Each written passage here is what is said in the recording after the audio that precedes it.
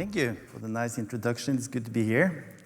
As an ex-powerlifter, when I enter stages like this, I usually come in, lift the weight, and I leave again, but this time I have to talk. So I'll do my best. Historical perspectives is the two words that make you feel a bit old, but that's how it is. And I'm going to talk about the development in analytical instrumentation in 24 minutes. That's impossible, so I had to focus a little. I'm going to focus on EPA and DHA determination by GC. First, a few words about me and my company. I've been working in the omega-3 labs for 7 years before I started to work as a supplier, instrument supplier. I started to work with omega-3s in 1986.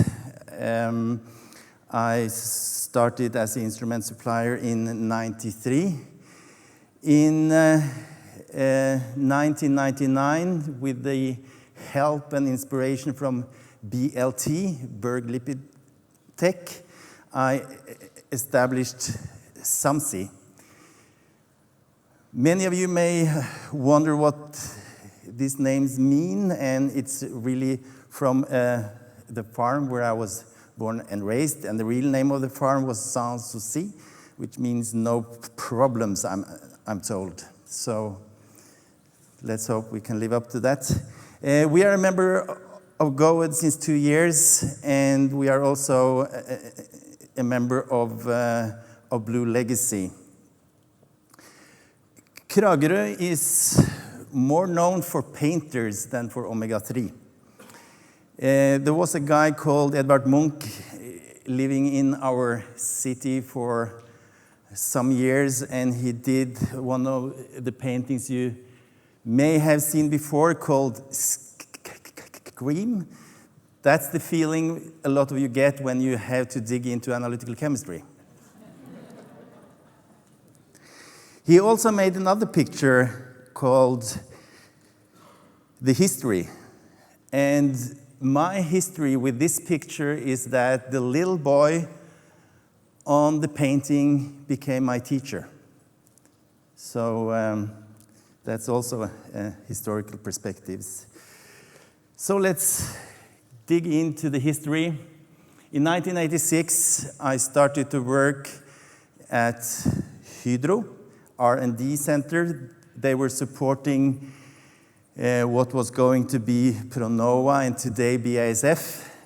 We were developing the European pharmacopy method, identical to the GOED method for EPA and DHA quantitation. I did that together with Harald Breivik and Terje, and we also made one publication that was released in '92.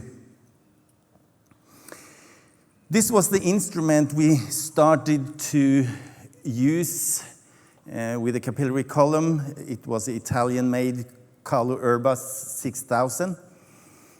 The problem with this instrument was that it was a lot of small devils inside of it, eating EPA and DHA, because what we injected never made it all the way to the detector. So that's why we had to add in empirical response factors. Now I'm getting really technical. That's a way to calculate and to understand and be in control of the losses we had from we injected the sample to we made the detection. So a little theory again. The principle of a GC is that we prepare the samples, we make them into a methyl ester, or we dilute an ethyl ester directly in an organic phase. We inject it into a hot injection liner. Then we have a very advanced pizza oven that can be temperature programmed. And as the samples start to be pushed through by a carrier gas, we get peaks separated. There are at least 2 ways to calculate EPA and DHA content, and that's area percent or weight percent or milligram per gram. So that's the 2 different ways to express the results. Here is a real example of a GC. We have the injector body up to the right, we have the coiled column, and we have a detector on the left side. The column can be from 5 meters up to 100 meters, depending on how much separation you want. If you want to do cyst-round separation, or if you want the high-speed method where we have the EPA and DHA out in, let's say, 2 minutes. In the end of 91, I was hired by Ocean Libro. I moved to this beautiful city, Aasoldsen. I know a lot of you is here. That's where I met the real omega-3 mafia. Lot of good friends, learned me a lot. We did a lot more work than Omacor, which was the high concentrates I had been dealing with. We did all kinds of specifications. And as you see on all the logos, that's where all the good friends were spread out. I wanted to continue to have a good relation with them, so in all of them. So in 1993, I started to work for PerkinElmer so I could supply all of them with methods and instruments. This was the instrument that met me at Ocean Libro. It was a UK-produced PerkinElmer 8400 GC.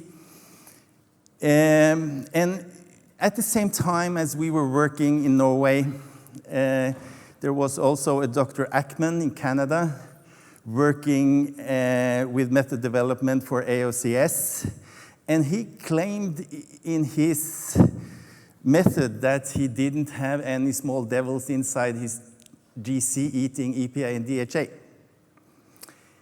And we thought that was a kind of strange, so I was turning the carrier gas over to helium as he used for the carrier gas, and I did the same tests, and he was right. This instrument was the closest to the perfect instrument we have ever been. The sad thing was that this platform was not possible to automate. We had to do manual injections, and we want to run the GCs day and night. So that's why PerkinElmer decided to start up a new product line in Connecticut, US, where they were building the auto systems. The AutoSystem GC was followed by AutoSystem XL, and today there is still a lot of the Claris instruments in many labs. We were back to the Carlo Urba EPA and DHA eating devils. We did lose omega-3, and it was hard to compensate for it until PerkinElmer launched their programmable splitless injector in 1994, and that was saving us for many years. The only disadvantage was that each and every instrument had to be tuned in, so it could take weeks and months to get the new instrument to perform. Also, after every service, we had this nightmare, and we were dealing with this until 2012.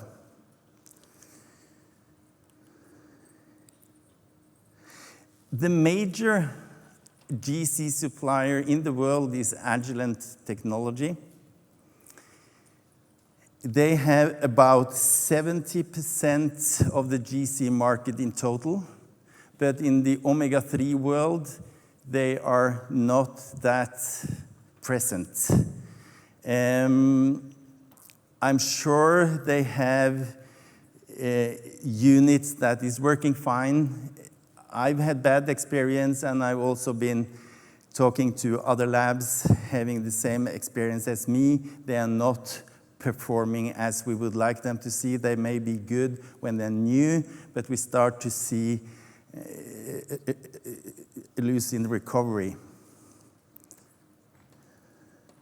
We also tried over a period to use the reboxed Kalu Urba. That was after they moved their production to China. And they have two platforms called Trace and Focus. And we had the same issue with, it was taking a long time before we were able to make them perform. So, what was the challenge? Well, EPA and DHA has a lot of double bonds. These double bonds are very reactive. To evaporate them to 250 degrees with traces of oligomers, metals, and other things in your injector could give a catalytic reaction. So even if you inject the EPA molecule, it may go into pieces before it enter the column. We also have other things that can happen. We have discrimination. When we make an injection of fatty acid composition, we have maybe 80 different compounds with 80 different boiling points. And since GC is a kind of distillation where we separate both the boiling points and polarity of the molecule, we can get discrimination of the components. So I think I will use the word recovery a lot. It means when we inject a certain amount, we would like to find 100% of it, but in fact, you will be able to measure that the GC is losing some of what you have been injecting, and you need to be in control of that to learn how your instrument is working in your lab. Breakdown or contamination or cracking could happen during the sample preparation because it's too hard. Most likely happen in the injector, a dirty liner, or even in the column. Discrimination can happen also in the sample preparation when you do the extractions, but also most likely in the injector. So these two phenomena is giving you a good or a bad recovery. Here is a busy slide that I'm going to try to explain to you. This is a picture of a system suitability standard, which is a tool we use to see if a GC is performing. To the left, you have all the compounds present in the standard listed. Then in column number 2, it says active C. Active C is active carbon, a carbon which is bound to another carbon or to a hydrogen. That's the only carbon that will give you signal on your detector. So if we look at the different numbers you will see that C14 is on 693 or 69%, while DHA is on 772. It's like looking at the moon. Like you are the detector, you are looking at the moon. The moon has the same size, whatever you see, but some nights you see only parts of it. So it could be the C14 moon. And other nights you see bigger parts of the moon on your detector, and that could be the DHA, where you see 77% of it. So different fatty acid has different sensitivity on the detector, and a lot of labs don't put that into an account. Now, the third column is the weighed weight percent, not the analyzed weight percent, but it's the values on the certificate. So it's the real amount. If we multiply those two columns, active C times the weight percent, and normalize that, I'm sure you're lost now, you get the theoretical area percent. That's the area percent you should see if a GC is performing. The monographs have a standard which is a kind of similar, but if I remember correctly, it's only 4 saturated compounds.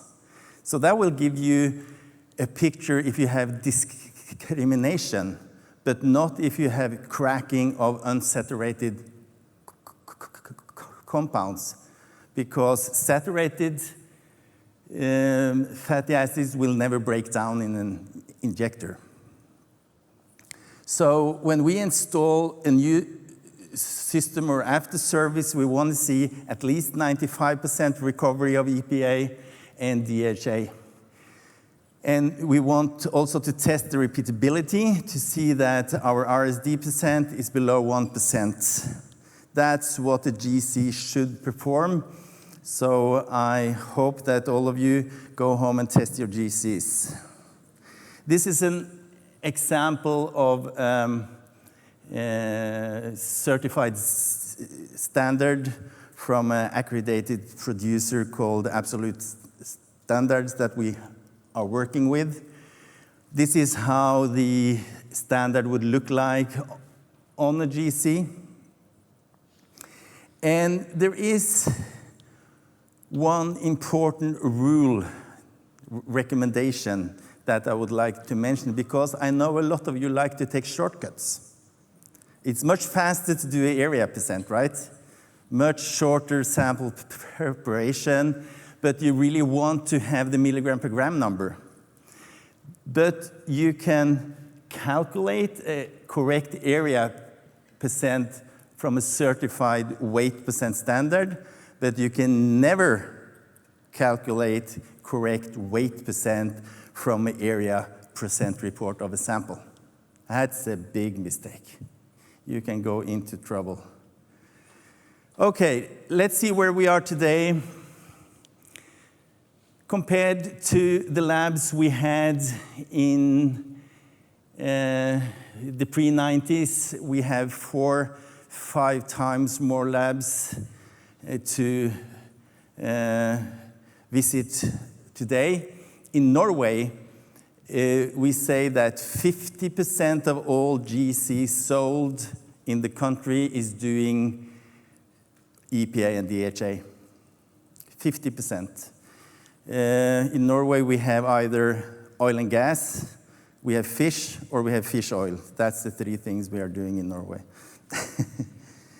To see where SAMC is active, of course, mainly in the Scandinavian countries, but we have also been doing, we have installations in Scotland, in Latvia, in Morocco, and we have done work in South and North America. To get an idea of the size, we have 940 registered customers. We are working with about 500 to 600 of them every year. And we have about 150 something sold GCs that's doing EPA and DHA. We don't count all of them, but I tried to do it before I came here. The solution we prefer today is called Sign Instrument.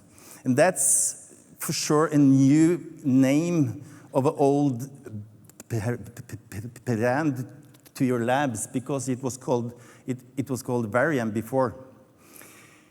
I did an audit for a company called Winterization in Agadir in Morocco in about 2009.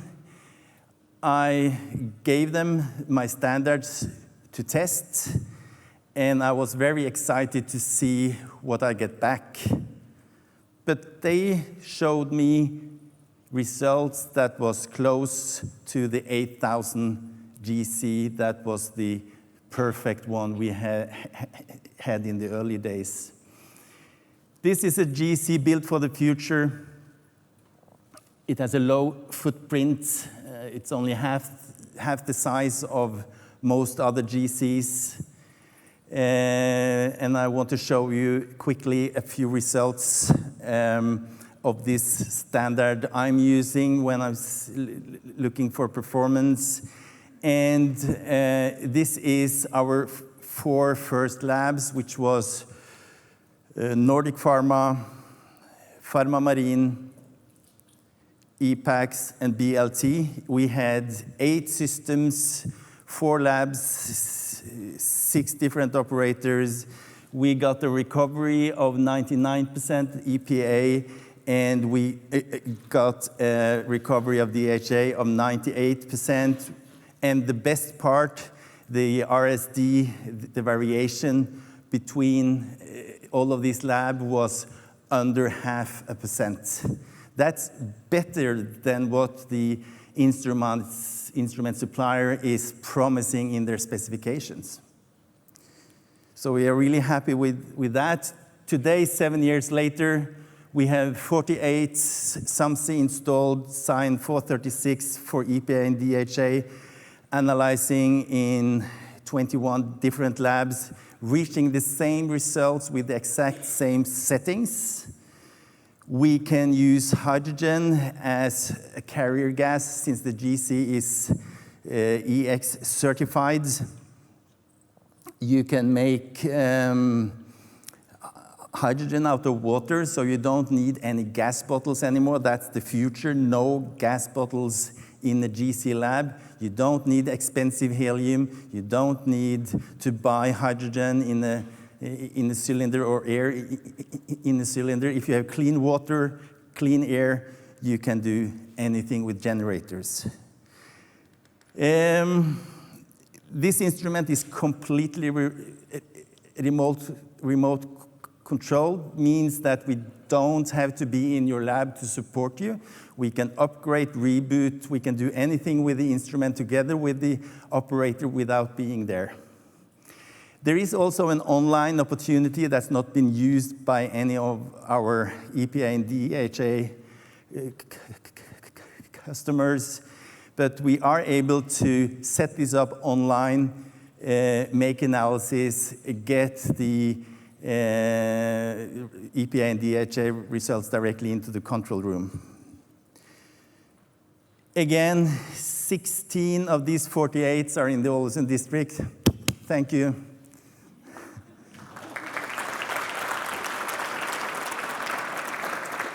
So, as a conclusion, the history of EPA and DHA analysis in fish oils and concentrates is strongly linked to gradual improvements in GC instrumentation, experience with the equipment, software, and sample handling. And we are able to do excellent and reproducible results of EPA and DHA today.